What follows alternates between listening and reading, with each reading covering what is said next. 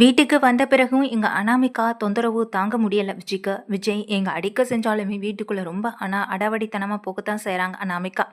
அனாமிகாவோட இந்த ஒரு சுச்சுவேஷனை பார்த்து ரொம்ப சந்தோஷப்படுறாங்க. முக்கியமா சித்ரா தேவி. உள்ள போற அனாமிகா கிட்ட எங்க விஜய் ரூம்குள்ள போக, அனாமிகா அப்படியே ரொம்ப கோவத்துல உட்கார்ந்திருக்க, உள்ள போற விஜய் எல்லாத்தையும் எடுத்து போட்டு அடி வெளுக்கவும் செய்றாங்க. அப்போ அதை பார்த்துக்கிட்டு இருக்க அனாமிகா, என்ன விஜய் என் மேல இருக்க கோவத்தா எதுக்கு ரூம்ல இருக்க பொருள் மேல காட்டுறன்னு சொல்ல, உன்னை இந்த வீட்டை விட்டு போக சொல்லியும் கூட இந்த வீட்டில் தான் இருப்பேன் அடம் பிடிச்சு உட்காந்துருக்கல அப்படின்னு சத்தம் போட்டுட்டு இங்கே ரொம்ப கோவமாக கீழே வராங்க. டே விஜய் எங்கடா போகிறேன் எங்கடா போகிறேன்னு காயத்ரி பின்னாடியே ஓடி வரேன். நான் எங்கேயும் போகலாமா அப்படின்னு சொல்லும்போது சூர்யாவும் எங்கள் தாத்தாவும் ரொம்பவே கம்பல் பண்ணி வீட்டில் இருக்க வைக்கிறாங்க. இந்த சுச்சுவேஷனில் நீ எங்கேயும் போக வேண்டாப்பா அப்படின்னு சொல்லி இருக்கவும் வைக்கிறாங்க. இதனால் விஜயும் வீட்டிலேயே இருக்கிறாரு. அப்போ அழகியை பார்த்ததுக்கு பிறகு தான் அவருடைய மனசு கொஞ்சம் கொஞ்சம் ஆற செய்யுது. பக்கத்தில் வர அழகி, அப்பா உங்களை அங்கே எதுவும் அடிக்கல இல்லைப்பா, உங்களுக்கு ஒன்றும் இல்லை இல்லைப்பா, அம்மா ஏன் இப்படி பண்ணாங்க அப்படின்னு சொல்லி அழகி கேட்கவும் செய்ய, அதெல்லாம் ஒன்றும் இல்லைடா சொல்லும், அப்பாவுக்கு ஒன்றும் இல்லை, அப்பா நல்லா தான் இருக்கேன் அப்படின்னு சொல்லி அழகியை தூக்கி கொஞ்சம் செய்கிறாங்க.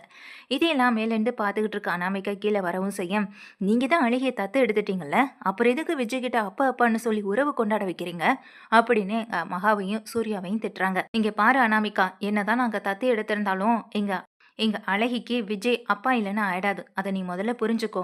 ஏதோ தெரியாம சில விஷயங்கள் நடந்து தவறுதெல்லாம் நடந்து போனது கூட இருக்கலாம். ஆனா அதுக்காக நீ இந்த மாதிரி செய்யறது கொஞ்சம் கூட சரியில்லை அனாமிகா அப்படின்னு எங்க மகாவும் திட்டுறாங்க.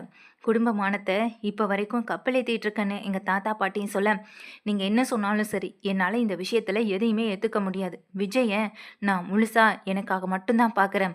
விஜய் யாரும் பங்கு போடக்கூடாதுன்னு நினைக்கிறேன். விஜய் ஒரு குழந்தைக்கு அப்பா ஆகணும்னா அது எனக்கு பிறகுற குழந்தைக்கு மட்டும்தான் அப்பாவாக இருக்கவும் முடியும். நான் சொல்கிறது உனக்கு புரியலை விஜய், நான் உன் மேலே எந்த அளவுக்கு லவ் வச்சிருக்கேன்றது உனக்கு புரியலையான்னு ரொம்பவே சத்தம் போடுறாங்க. அனாமிகா இப்படி பேய் ஆட்டம் ஆடுறதை பார்த்து எங்கள் மகா ஓடி வந்து பல்லான்னு பக்கத்தில் நிற்கும் போதே அறையும் கொடுத்துட்றாங்க. ஐஸ்வர்யாவும் இன்னும் ஒன்று குடு மகா, அப்போதான் இவெல்லாம் அடங்குவான்னு சொல்லும்போது மகா ஆச்சரியத்தில் அப்படியே நின்றுட்டுருக்கேன். ரொம்ப கோவத்தில் நின்றுட்டுருக்கேன்.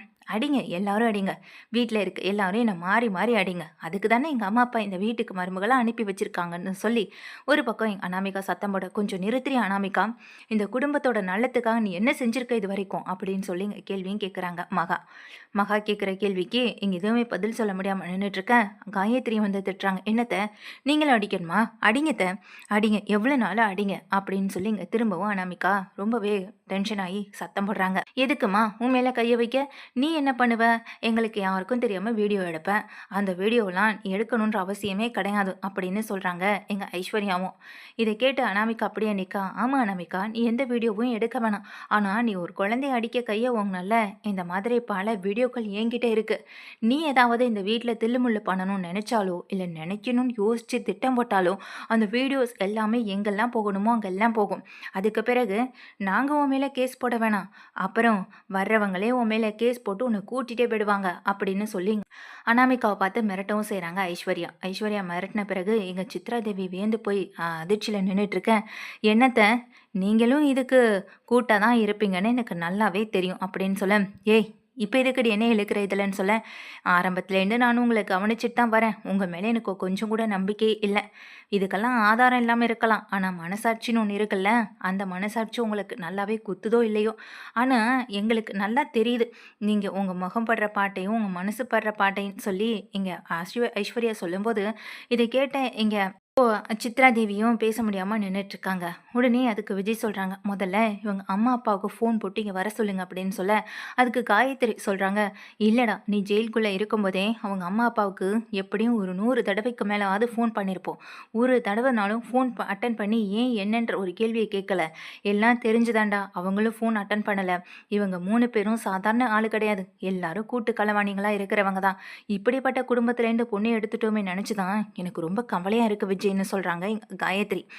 இப்போ காயத்ரிகிட்ட கேட்குறாங்க, இப்போ அவங்க இந்த வீட்டுக்கு வந்தே ஆகணும்னு எங்கள் விஜய் சொல்லவும் செய்ய, இப்போ எதுக்கு விஜய் அவங்க அப்படின்னு கேட்குறாங்க எங்கள் மகாவும்.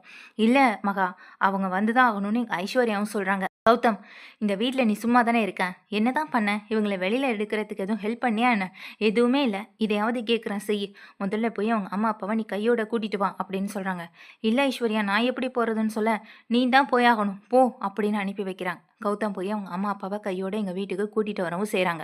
வீட்டுக்கு வர தன்னுடைய அம்மா, அப்பாவ பார்த்து அதிர்ச்சியில நிக்க, உள்ள வரவங்க கூனி குறுகி வராங்க. இருந்தாலும் அத வெளிக்காட்டிக்காம ரொம்ப கெத்தாவே மெயின்டெயின் பண்ணிட்டு இருக்காங்க. என்ன என்னாச்சு? என்ன இத்தனை டைம் ஃபோன் பண்ணிட்டீங்க? நாங்க வெளியில போயிட்டோம் அப்படின்னு சொல்றாங்க. உங்க நடிப்பெல்லாம் பார்த்து ஏமாறதுக்கு நாங்க தயாரா இல்ல. ஏற்கனவே உங்க பண்ற வேலையே எங்களால ஏத்துக்க முடியல. இதுல நீங்க வேறயான ஐஸ்வர்யா சொல்ல, இப்ப என்னம்மா ஆச்சு? வந்ததும் வராததுமா எதுக்கும்மா எங்கள எப்படி கடிஞ்சு கொட்டுறீங்க? அப்படின்னு சொல்லி கேட்குறாங்க அவங்க அம்மா. எதுவுமே நடக்கலையா? இல்ல எதுவுமே தெரியாதது போல நடிக்கிறீங்களா? உண்மைய சொல்லுங்க அப்படின்னு சொல்லும்போது, என்ன பண்ணிட்டா என் பொண்ணு? இந்த மாப்பிள்ளை பண்ணாதத விடவா என் பொண்ணு அந்த அளவுக்கு மோசமான காரியத்த செஞ்சுட்டா? இந்த வீட்ல அவ மருமகளா சந்தோஷமா வாழணும்னு ஆசைப்படுறா. அதுக்கு இந்த குழந்தை வீட்ல இருக்கக்கூடாதுன்னு நினைக்கிறது தவறா என்ன? அப்படின்னு அவங்க அம்மா கேட்குறாங்க. இத கேட்டதும் பாட்டி சொல்றாங்க, "ஏம்மா, அப்போ உங்களுக்கு எல்லா விஷயமும் தெரிஞ்சு தான் நீங்க வராம இருந்திருக்கீங்கல்ல? கட்டின புருஷனையே இங்க உங்க பொண்ணு தூக்கி ஜெயில்ல வைப்பா. இந்த குடும்ப மானத்த வாங்கணும்னு சொல்லி இங்க எல்லார் முன்னாடியும் ரொம்ப அகங்காரமா நடந்துப்பா. அப்படிப்பட்ட ஒரு விஷயத்த உங்ககிட்ட சொல்லி புரிய வைக்கலாம், உங்க பொண்ணுக்கு எடுத்து சொல்லுவீங்கன்னு உங்களுக்கு ஃபோன் பண்ணா, ஆனா அந்த ஃபோன அட்டெண்ட் பண்ணாம நீங்க என்னலாம் செய்யணுமோ அதெல்லாமே செஞ்சுட்டீங்கல்ல. ஆனா வீட்டுக்கு வந்ததும் கரெக்ட்டா பேச வேண்டியத மட்டும் பேசுறீங்கம்மா" அப்படின்னு எங்க பாட்டியே சொல்ல, "அது இல்லம்மா, நான் என்ன சொல்ல வரேன்னு" எங்க அனாமிகாவோட அம்மா பேச வர, "போதும், இதுக்கப்புறம் எதுவும் பேசாதீங்கன்னு" எங்க தாத்தா, பாட்டி அவங்க கிட்ட கோவத்த காட்டவும் செய்ய, இத பார்த்துட்டு இருக்க அனாமிகா, "இப்ப எதுக்கு எங்க அம்மா, அப்பா கிட்ட கோவப்படுறீங்க?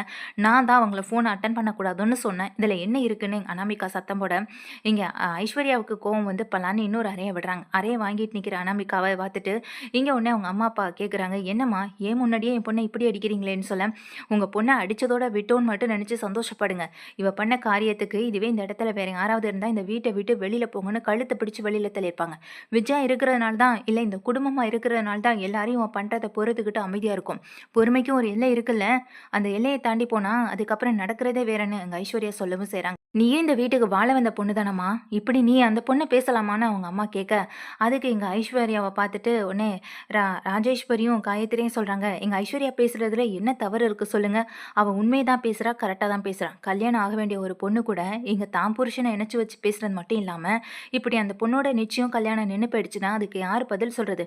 கடைசில என் பொண்ணு வாழ்க்கைக்கு என்ன பதில் சொல்லப் போறீங்கன்னு அவங்க வந்து கேட்பாங்கல்ல. அப்ப நீங்க என்ன பொண்ணு சொல்லுவீங்க? ஒருவேளை விஜய கல்யாணம் பண்ணி வச்சுருவீங்களா?" அப்படின்னு கேட்குறாங்க காயத்ரி.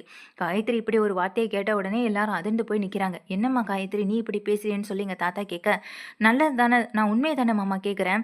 இப்ப பாருங்களேன், உண்மையிலேயே இந்த பொண்ணு இப்ப ஜெயிலுக்கு வந்துட்டா. அவளுக்கு கல்யாணம் நடக்க போகுது. இந்த நேரத்துல ஜெயிலுக்கு வர பொண்ண எதுக்கு நம்ம வீட்டுக்கு மருமகளா ஆக்கணும்னு அந்த பையன் வீட்ல நெனச்சாங்கன்னா, அப்புறம் கோடீஸ்வரியும் அப்பாவும் என்ன செய்வாங்க? ஒண்ணு அவங்க ரொம்ப கஷ்டப்பட்டு அழுதுட்டு இருப்பாங்க. அப்படி இல்லன்னா என் பொண்ணு வாழ்க்கை போயிடுச்சுன்னு உங்ககிட்ட தான் வந்து கேட்பாங்க. அப்போ நீங்க பதில் சொல்லுங்க. அப்போ உங்க பொண்ணு வாழ்க்கை போயிடுச்சு, என் மாப்பிள்ளை கூட தானே இணைச்சு வச்சுட்டு பேசினாங்க. அதனால என் மாப்பிள்ளையே கல்யாணம் பண்ணி வச்சுருன்னு சொல்லுவீங்களா? அப்படின்னு கேட்குறாங்க எங்க காயத்ரி. காயத்ரி அத்தை கேட்குறது சரிதானே அப்படின்னு எங்க ஐஸ்வர்யாவும் சொல்ல, மகாவும் நின்னுட்டு இருக்காங்க. "ஏங்க, உங்களுக்கெல்லாம் கொஞ்சம் கூட மனசாட்சி இல்லல? அன்னைக்கு கல்யாணம் நடந்ததே எங்க மகாவால தானங்க" அப்படின்னு ஐஸ்வர்யா சொல்ல, "என்னம்மா சொல்றேன்னு" அங்க தாத்தா, பாட்டி, ராஜேஸ்வரி, காயத்ரின்னு கேட்க, "ஆமா, மகாவே இந்த விஷயத்த எனக்கு கொஞ்ச நாளைக்கு முன்னாடி தான் சொன்னான். இவங்க அப்பாவோட 2,00,00,000 ரூபாய் கடன அடைச்சது யாருன்னு நினைக்கிறீங்க? எங்க சூர்யா தான். சூர்யா தான் 2,00,00,000 ரூபாய் கடன அடைச்சு, அந்த கடன்காரர்கிட்ட இருந்தே இவங்க அம்மாவையும், அப்பாவையும் காப்பாத்தி, அன்னைக்கு நிக்க வேண்டிய கல்யாணத்த நடத்தி வச்சதே எங்க சூர்யாவும், மகாவும் மட்டும்தான். மகாவுக்கு மட்டும் அந்த விஷயம் தெரிஞ்சும் அமைதியா இருந்திருந்தான்னா, இந்நேரம் இந்த கல்யாணம் நடந்திருக்கவே நடந்திருக்காது. அன்னைக்கு கல்யாணத்துல குளறுபடி ஏற்பட்டு கல்யாணம் நின்னுருக்கும்.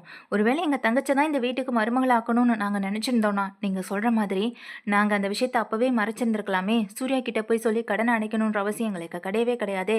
ஆனா நாங்க எத பத்தியும் யோசிக்காம, எங்க அனாமிகா, விஜய் நல்லா இருக்கணும்னு செஞ்ச ஒரு விஷயத்த, இப்ப கூட இவங்க நன்றி உணர்ச்சி இல்லாம நடந்துக்கிறதா எங்களுக்கு ரொம்பவே ரொம்ப அசிங்கமாவும், ரொம்ப கேவலமாவும் இருக்கு அப்படின்னு சொல்றாங்க ஐஸ்வர்யா. ஐஸ்வர்யா சொன்னதை கேட்டு எங்க காயத்ரி கலங்கி போய் மகாவ பார்க்க, "என்னம்மா சொல்றாங்க இவங்கன்னு" சொல்ல, "ஆமா அத்தை" அப்படின்னு சொல்றாங்க. "ச்சீ, நீங்கலாம் ஒரு குடும்பமா? இப்படிப்பட்ட ஒரு குடும்பத்துல என் பையனுக்கு நான் உங்க பொண்ண கல்யாணம் பண்ணி குடுத்தீங்க. எனக்கு எனக்கு இதெல்லாம் நினைக்கும் போதே ரொம்ப கஷ்டமாவும் இருக்கு. முதல்ல உங்க பொண்ண இந்த வீட்ட விட்டு கூட்டிட்டு போங்க" அப்படின்னு சொல்றாங்க. "என்னம்மா நினைச்சிட்டு இருக்கீங்க? என் பொண்ண வீட்ட விட்டு உங்க பொண்ணு இந்த வீட்ல இருந்தா யாரும் நிம்மதியா இருக்க மாட்டாங்க. அதுக்கு தான் சொல்றோம், உங்க பொண்ண இந்த வீட்ட விட்டு கூட்டிட்டு போங்க. உங்களுக்கு செஞ்ச வரைக்கும் போதும். உங்களோட கடன் அடைக்கிறதுக்கு எங்க வீட்டு பசங்க வேணும். ஆனா எங்க வீட்டு பையன தூக்கி உள்ள வைக்கிறதுக்கு உங்க பொண்ணு என்னெல்லாம் என்னெல்லாம் சதி செய்யணுமோ அதெல்லாம் செஞ்சுட்டு இருக்கான். ஏன் திரும்பவும் இதே வீட்லேருந்து அவளால எல்லாருக்கும் தொந்தரவு வரதுக்கும், அவ திரும்ப திரும்ப ஏதாவது சதி பண்ணி மத்தவங்கள கஷ்டப்படுத்துறதுக்குமா? நியாயமா பார்த்தா, இப்ப இங்க விஜய் இவளுக்கு டிவோர்ஸ் குடுக்கணும்னு சொல்லிட்டு இருந்தான். நான் தான் வேண்டான்னு சொன்னேன். ஆனா இப்ப நான் சொல்றேன், விஜய் நெனச்ச மாதிரி அவன் டிவோர்ஸ் குடுத்துட்டு சந்தோஷமா எங்க அழகி கூட இந்த வீட்ல இருக்கட்டும். அவனுக்கு பிடிச்ச மாதிரி ஒரு பொண்ண எப்பவாவது நாங்க பார்த்து கல்யாணமும் பண்ணி வைக்கிறோம். டிவோர்ஸ் குடுக்குறது குடுக்குறதா நாமிகா. உன் வாழ்க்கைக்காக நீ ஒவ்வொரு விஷயத்தையும் செய்ய போன. ஆனா அந்த வாழ்க்கை உன்னை கைவிட்டு போக போகுது. அதுதான் உறுதின்னு எங்க காயத்ரி சொல்றாங்க. காயத்ரி சொல்றது மட்டும் இல்லாம அங்க நிக்கிற ஐஸ்வர்யா, மகான்னு எல்லாரும் சேர்ந்து எங்க அனாமிகாவையும், அனாமிகா அம்மாவையும் வெளுத்துவாங்க. தாத்தா, பாட்டி, சூர்யான்னு எல்லாரும் ஒண்ணு சேர்ந்துறாங்க. கடைசியில எங்க சித்ரா தேவியும் கௌதமும் என்னடா இது? நம்ம நினைச்சதுக்கு மாறா வேற என்னென்னமோ நடந்துகிட்டு இருக்கு. 2 கோடி ரூபாடா. அது 2 கோடி ரூபாய தூக்கி இங்க அசால்ட்டா அனாமிகாவுக்கு குடுத்துருக்கான்டா இவன் அப்படின்னு சொல்லி இங்க திட்டுறாங்க. இங்க தனக்கு சப்போர்ட் பண்ணுவா இந்த சித்ரா தேவின்னு சொல்லி அனாமிகா நின்னுட்டு இருக்க. இவளுக்கு எதுக்கு நம்ம சப்போர்ட் பண்ணணும்? அப்புறம் இங்கேயே இருந்து மொத்த சத்தையும் ஆட்டைய போட நினைப்பா. இப்படிப்பட்டவளையெல்லாம் வீட்டை விட்டு துரத்துறதாண்டா சரி. இதுதான் சரியான நேரம். நம்மளும் அவங்க கூட நின்னு இந்த அனாமிகாவை வீட்டை விட்டு வெளியில அனுப்புறதுக்கு பார்க்கலாம் அப்படின்னு எங்க சித்ரா தேவி சொல்லிட்டு இருக்காங்க. இப்ப எல்லாரும் நினைச்ச மாதிரி சித்ரா தேவி நினைச்ச மாதிரியும் அனாமிகா வீட்லேருந்து வெளியே போறாங்க. அம்மா அப்பாவை கூட்டிட்டு போறாங்க. இங்க விஜய் வந்து அப்பதான் தான் என்னை விட்டு ஒரு ஒரு மிகப்பெரிய பாரம் குறைஞ்ச மாதிரி நினைச்சு ரொம்ப ஃபீல் பண்ணி எங்க அழகிய தூக்கி வச்சபடி பார்த்துக்கிட்டு சந்தோஷமா சிரிச்சுக்கிட்டு அழகி முத்தமிட்டு ரொம்ப ஹாப்பியா இருந்துகிட்டு இருக்காங்க. வீட்டை விட்டு வெளியில போற அனாமிகாவை பார்த்துக்கிட்டே.